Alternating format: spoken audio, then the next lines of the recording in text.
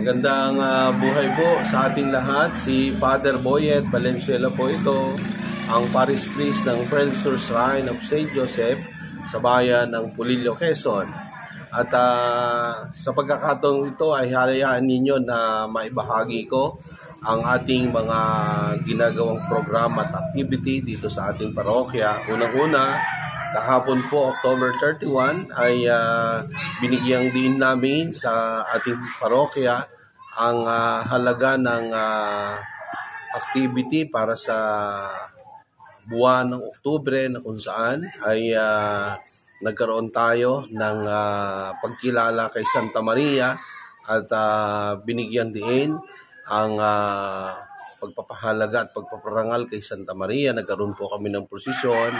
Kasunod nito, nagkaroon ng Living Rosary at dumiretso po ito sa pagdiriwang ng Banal na Misa. At kinilala natin si Santa Maria bilang biyaya at tuwanan sa atin bilang mga mananampalataya at siyempre ang ating Panginoong Kristo sa kanyang naging buhay. At sunod po, ngayong November 1 ay kinikilala natin ang araw ng mga banal, All Saints Day. At sa araw ng mga banal ay binigyan pansin natin ang pagkilala naman sa mga santo at santa, ang mga banal ng pananampalatayang Kristiyano. Kaya nga po magkakaroon tayo ng parada ng mga santo at santa. At higit dito magkakaroon tayo ng misa. At kasunod nito ay programa upang makilala at parangalan natin ang mga santo at santa sa ating pananampalatayang Kristiyano. At dangan nga lamang po sa November 1 ay nasanay at naging tradisyon na ito ay ginagawang araw ng mga sa yumao o mga patay.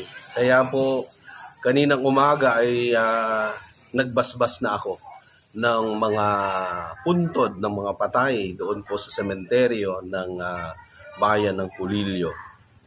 Higit dito ay ipinagdasal natin sila at kinilala natin ang pagpaparangal at pagpapahalaga din sa ating mga kapatid na yumao na sana'y magkaroon sila ng pangmatagalang kapayapaan. At sila din ay maging banal. Kaya nga po bukas ng November 2, ang gagawin na lamang po ay misa para po sa mga yumao. At kinikilala natin ang kahalagahan nila sa ating buhay bilang kaibigan, kapatid, kamag-anak, at kasama sa paglalakbay bilang mga Kristiyano.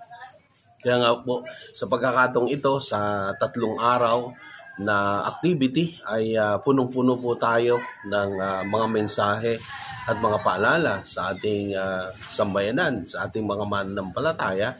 Una po ay ang pagkilala kay Santa Maria sa month of the Holy Rosary sa buwan ng Oktubre. At kinilala din natin ang ating mga kapatid na banal, santo at santa sa ating panahon upang matularan natin ang kanilang mga halimbawa ng kabanalan. At pinahalagan natin at pinararangalan ang ating mga kapatid na yumao. Pinagdadasal po natin sila na naway magkaroon sila tunay na pangmatagalang kapayapaan at makarating siyang maluwalhati sa buhay na walang hanggan sa langit. Kaya po sa pagkakataong ito, ang inyong parinlingkod ng Prelsur Shrine of St. Joseph ay patuloy na bumabati sa inyo ng makabuluhang pagdiriwang ng culmination ng month of the Holy Rosary, All Saints Day and All Souls Day. Mabuhay po tayong lahat at pagpalain tayo ng Panginoon. Maraming salamat po. Magandang buhay po sa atin.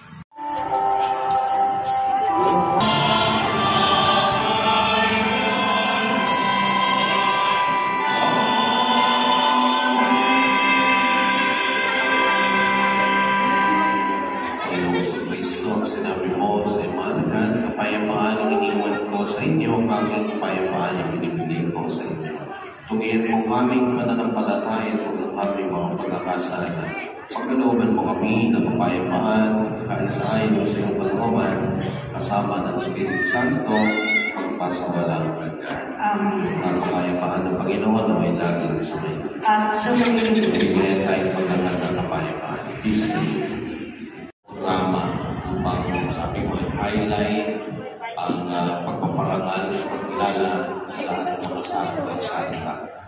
na ulit ko pamalik tayo dito sa ating simbahan pagkatapos ng parada.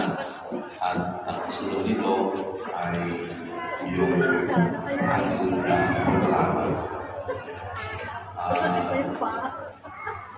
Yun po ating pagkakasunod-sunod ng parada. Mauna po ang mga sakristan ating parokya. Ang kasunod po nito ay yung banda ng Mount Carmel School Pulilio. Ang susunod po may school na lamang yung po mga batang pamarada. Mauna po yung Pulilio Central Elementary School. Ang kasunod ay Pulilio National High School. Ang kasunod po yung SLSU Mount Carmel School Pulilio. Pagkatapos po ay yung mga kabataan ng ating parokya. Pagkatapos po yung sambayanan. So yun po yung magkakasunod-sunod. At sana po ay sabi ko yung pagdasal na huwag umulan. Ayan na ang ulan. Ayan na ang ulan na po, Father. Kasi yung muna mga pag-iwan na ngayon magsisimula na ang pagparada bilang pagpupugay sa mga santo na ating inaalaala sa ngayon.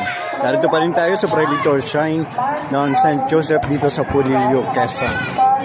At sasaksihan natin kung ano pa ang makaganapan ngayong araw nito.